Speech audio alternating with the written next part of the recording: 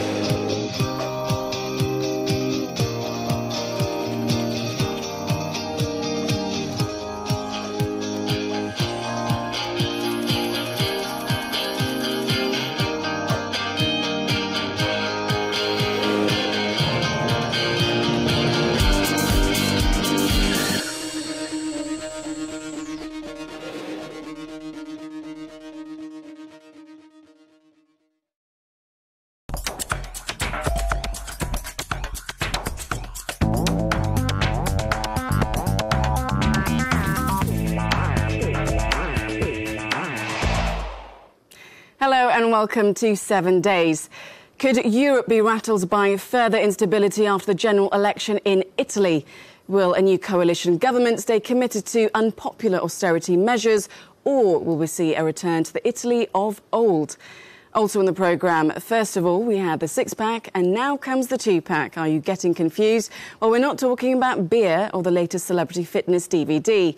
Joining us to talk about the two-pack, which is the latest Commission tool to tighten the grip on member state economies and Italy's elections, is Italian Social Democrat MEP Roberto Gualtieri.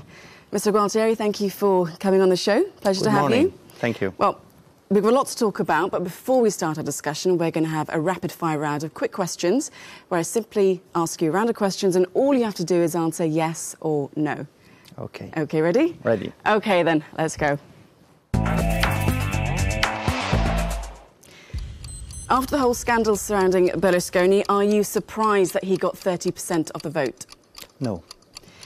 If you'd been outside the polling station when Berlusconi cast his vote, would you have joined the chorus of boos? I protested with my vote. European leaders were more in favour of the former Prime Minister Mario Monti. Are you happy with the election result? Not. Does it show a change in Italian politics that a comedian, a satirist, Beppe Grillo's five-star movement has burst onto the political scene in Italy? It was a surprise, the dimension of his victory.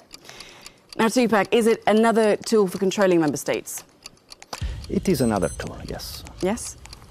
If Tupac sees more control to the Commission, does it give the UK another reason to leave the EU? I hope no. Yes or no? No, I hope no. Are you a fan of horse meat, or have you maybe had too many beef lasagnas and don't know the difference? No, I like horse meat, but it should be indicated in the label. OK, well, we're out of time, and I hope you enjoyed that. Now, Mr. Gualtieri, you are a professor, you're an Italian. What do the results of the Italian election show you? I mean, obviously, at the beginning of the week, we saw stock markets reacting badly. So does this election result prove or show that maybe Italy's scored an own goal? I think the result is linked to internal problems, but also to a bigger EU problem.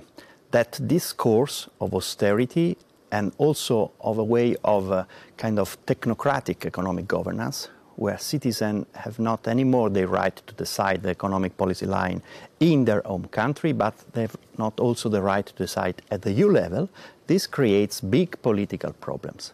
De facto, it opens a phase of instability in national politics. So I think this is an important sign, not only for the Italians, but for all the European Union. And so you think EU governments should ease up on their austerity measures? I think that austerity should be not the only tool of economic policy. You need budget responsibility, but you need also investment for growth and social cohesion. This is obvious. But you need also democracy to have a real governance, economic governance at the EU level. Now, coming to the coalition, what shapes do you actually see it taking? I mean, obviously, if we were to have a coalition of the centre-right, centre-left, I mean, that would be completely against what people have voted for. Do you see a coalition happening between the Five Star Movement and the centre-left with Monti as well? It could be an option. It's a difficult one. Of course, it will take some days or weeks to check whether this possibility exists really. Bersani, the Democratic Party leader, started to explore this possibility. Now we have to see. But can we rely on this Five Star Movement? Can we rely on them? It's very difficult to know because nobody knows those members, because they have been selected with a procedure which with a participation of a very small number of citizens, so nobody knows them, basically. I think that even Grillo does not much of them. OK, Mr. Quattro, we'll come back to our discussion, but right now we're going to take a look at the roundup of this week's news with Julie Martin. En plein scandale de la viande de cheval, lundi et mardi, les 27 ministres de l'Agriculture se sont réunis à Bruxelles. Au cœur de leur discussion, il a évidemment été question de la traçabilité des aliments. Jeudi, c'est au Parlement que ce débat s'invitait. Les eurodéputés veulent davantage de traçabilité et des tests réalisés sur la viande tout au long de la chaîne alimentaire. Comment l'Europe peut réagir face à ce scandale? Le commissaire européen à la santé était invité à répondre à cette question. Pas de menthe ni de vanille dans les cigarettes. Il faut arrêter d'attirer les jeunes avec des saveurs douces ou des paquets attractifs. 70% des fumeurs ont commencé avant l'âge de 18 ans. Mais jouer sur la présentation ou encore la fabrication ou la vente des produits du tabac suffira-t-il à dissuader les jeunes? Telle était la question à laquelle les députés et le commissaire européen à la santé, Tonio Borg, ont tenté de répondre lundi après-midi. Alors qu'une nouvelle loi européenne est en débat, les députés avaient invité à témoigner des producteurs de tabac, des centres de recherche et associations de lutte contre le cancer. La taxe carbone imposée aux avions en suspens. Mardi matin, les députés se sont alignés sur la proposition de la Commission européenne de geler pendant un an cette taxe. Depuis début 2012, le secteur de l'aviation est entré dans le système d'échange des quotas de pollution, comme les industries. Mais cette taxe a soulevé la colère des gouvernements et des compagnies aériennes en dehors de l'Union, et même des constructeurs européens. Les États-Unis, la Chine et d'autres pays ont menacé de boycotter ce système. Avec cette pause, les Européens espèrent permettre une alternative sur les émissions du secteur au niveau mondial. You're watching 7 Days in Europe, and joining me in the studio is Roberto Gualtieri. Now, Mr. Gualtieri, we saw in this report the horse meat scandal is limping on. I mean, what's your take on it? I mean, obviously farmers are reacting very badly to this. I think it's clear that we need more transparency in labeling and the food, and there is a problem in how we implement our rules, or maybe sometimes we need better rules. So it's a clear, the problem I think is very clear. OK, now coming to the two-pack, and this is something I did actually really want to ask you about. Now, we have the six-pack, now we're going to have a two-pack, and we're going to have an 8-pack, a 10-pack, a 12-pack. I mean, how many more packs do we need? It seems that the EU has so many regulations. Is this the measure that's going to be best for Europe? This regulation, I think, is important, and the European Parliament contributed in improving it. I will explain how, but of course, even with those improvements, is only part of the solution. We need budget responsibility. We need a stronger monitoring, surveillance at the EU level, but only with stronger rules, stricter rules, we cannot run an economy and the currency. So this is clear. So this is an unbalanced governance. We have rules at the EU level, but we don't have resources at the EU level. The budget is very small, and they even want to reduce it. We don't have European own resources. We don't have possibility to make anti-cyclical policies. We make only pro-cyclical policy. We cut, and when there is a downturn, this is negative also for the reduction of debt and deficit. So it's clear.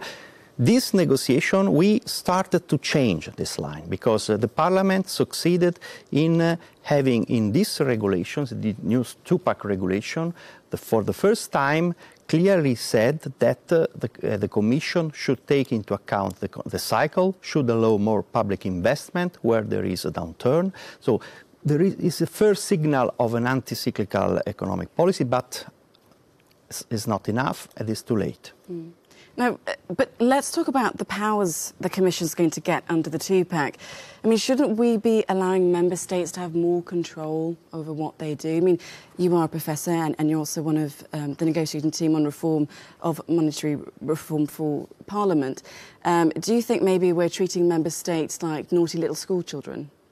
No, I think this is part of their obligation. If we share currency, of course, we have to coordinate economic policy stronger than we did. And, of course, we have to have a responsible budgetary policy and the possibility to monitor, to control, and also to enforce. Because otherwise but we have saying that austerity doesn't really work. No, but the problem is not the instrument to control the budgetary policy of member states. There are two problems. The first is democracy. Is this monitoring control made in a technocratic way, or citizens have a say both at the national and the European level, through the national parliament and through the European Parliament? And the Commission is responsible in front of the citizen. Do the citizen really elect the Commission? Also on the basis of different policies, that's what we should do. Regulations like the two-pack? Yeah, if it's only a technical mechanism, of course, we detach citizens from Europe. This is sure. Okay, unfortunately, Mr. Gualtieri, we're going to have to leave it there, but thank you so much for joining us on 7 Days. Thank you very much. Thank you. Okay, you're watching 7 Days. Stay with us.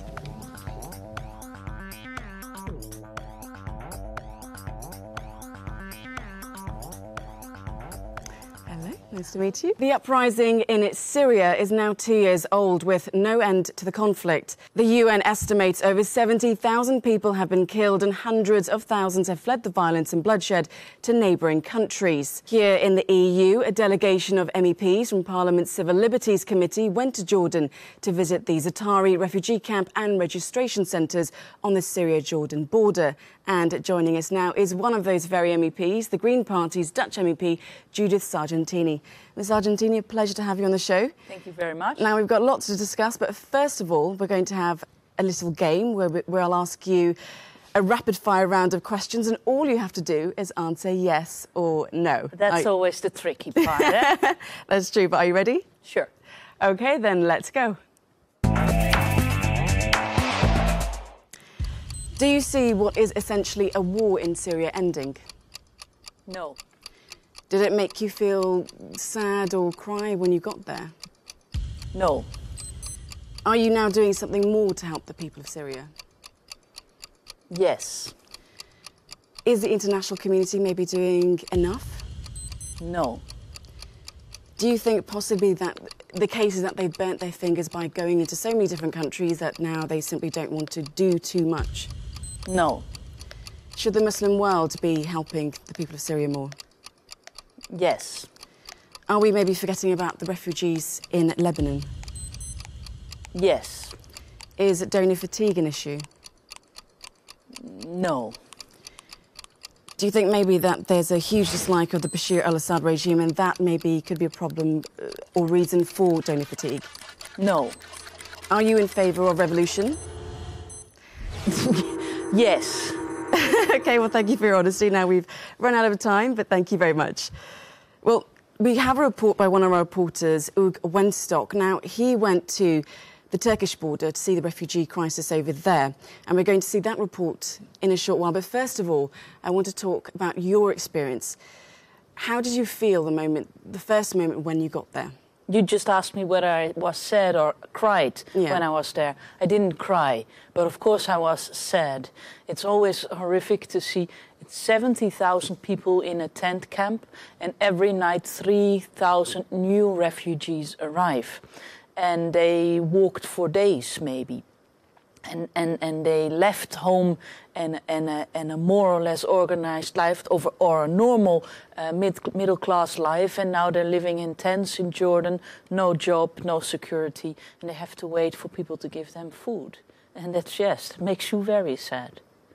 Very true. Well, we'll come back to our discussion, but first of all, we're going to take a look at that report by Hugo Wenstock on the ground realities of life at a camp for Syrian refugees in Turkey. Ghazi El Ras est un pharmacien d'origine syrienne installé en Belgique depuis plus de 40 ans. Sa vie a basculé il y a 2 ans à cause de la guerre civile qui déchire son pays natal. Ghazi est devenu un maillon essentiel d'un réseau d'aide aux populations syriennes. Sa mission est de leur faire parvenir médicaments et matériel médical. Entre 2 clients, il nous emmène dans sa réserve. C'est ici qu'il entrepose tout le matériel qu'il a réussi à collecter.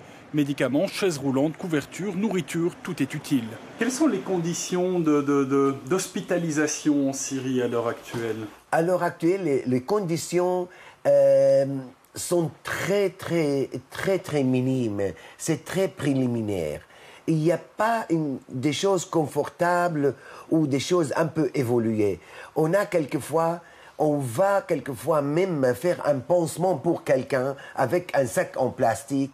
Le plus grand défi de notre pharmacien est d'arriver à faire livrer tout son matériel au cœur même de la Syrie, dont le régime cherche à contrôler l'aide humanitaire. La nuit est désormais tombée sur Bruxelles. 2 ambulances achetées d'occasion sont stationnées devant la pharmacie. Elles vont être chargées de dizaines de caisses de médicaments. Un long voyage attend les chauffeurs. Leur périple sera de plus de 3000 km. Il doit les amener à la frontière turco-syrienne. Nous avons suivi le même parcours que les ambulances. Derrière ces montagnes se trouve la Syrie. Les combats qui se déroulent dans ce pays ont fait plus de 70 000 morts et ont jeté sur les routes plusieurs centaines de milliers de personnes. Les déplacés tentent de trouver refuge dans les pays limitrophes. Par des chemins de traverse, notre guide nous montre les moins chanceux. Entre 6 et 8 000 réfugiés vivent dans ce camp de fortune en Syrie. Il est adossé à la frontière turque. Pour se rendre compte de la tragédie qui se joue, il suffit de se déplacer de quelques kilomètres dans cet hôpital tenu par des médecins syriens en Turquie. On y soigne des civils et des combattants de l'armée libre syrienne. Il y a 2 à 3 patients par chambre, des cas souvent dramatiques. 2 of them have paraplegia by snipers. They targeted by snipers, and their spinal cord, they have CSI, so they can't walk now. L'Union européenne a déjà fourni plus de 417 millions d'euros d'aide pour les réfugiés syriens. Mais Ghazi déplore que l'aide humanitaire n'arrive qu'au compte-gouttes à l'intérieur de la Syrie. La seule note d'espoir que Ghazi perçoit, ce sont ses enfants qui peuvent désormais s'exprimer librement sans risquer leur vie.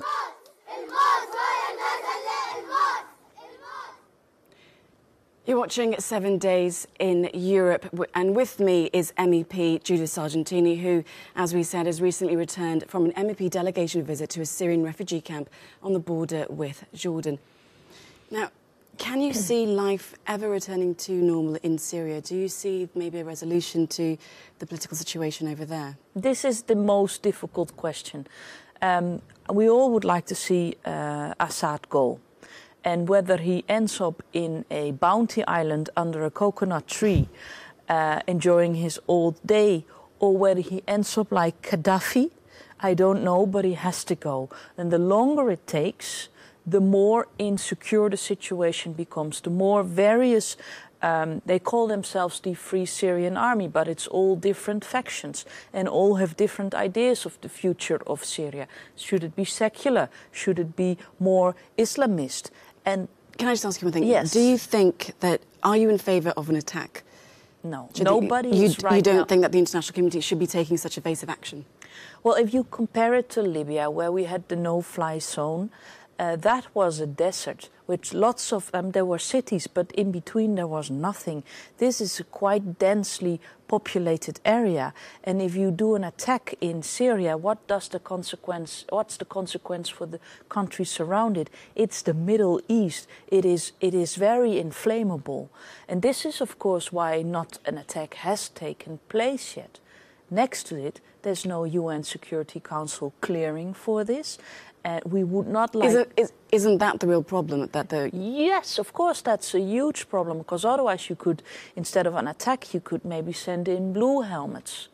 But now you risk making it from a civil war into a full-fledged war between countries, which is, of course, the sad part, because the Syrian refugees we spoke said, we don't want to speak about more blankets and food and education for our kids and how you can improve our lives here in Jordan. We want to talk about how you are going to conquer Assad so and we help can them go home. And we can go home. And we do not have a proper answer to that. But what more are you personally going to do? I mean, you visited the refugee camps now. What more are you going to do? What more can the EU do? What we have to do is keep paying the UNHCR to make sure that these refugees have a place where they are safe and well treated, and also support the Jordan government, as well as the Lebanese government and the Turks, because they are flooded by refugees while they're also in the middle of an economic crisis. And we saw riots in the camps last week because people feel insecure, and that is something the Jordan government has to deal with. They can only deal with it if they keep their own people happy, which means that the only thing we can do right now is financially support them. And the hope is that, of course, that we keep the borders open. Exactly, and this is what the Jordans tell us. The government tells us that they think of closing the border, which is a threat to us, because if you do that, the situation will be more aggressive. I don't think they will, because if they say we are going to close the border, they will see a massive influx of people that thought they could still stay for a little while in Syria and then later on go to Jordan. But they will then all come at the same time. You can't close off such a big border. Okay, well, Ms. Argentini, we're going to have to leave it there, but thank you so much for coming on the programme and talking to us about the refugee crisis. Thank you very much. Thank you so much. Well, you've been watching 7 Days in Europe with me, Mariam Zaidi. Take care and goodbye.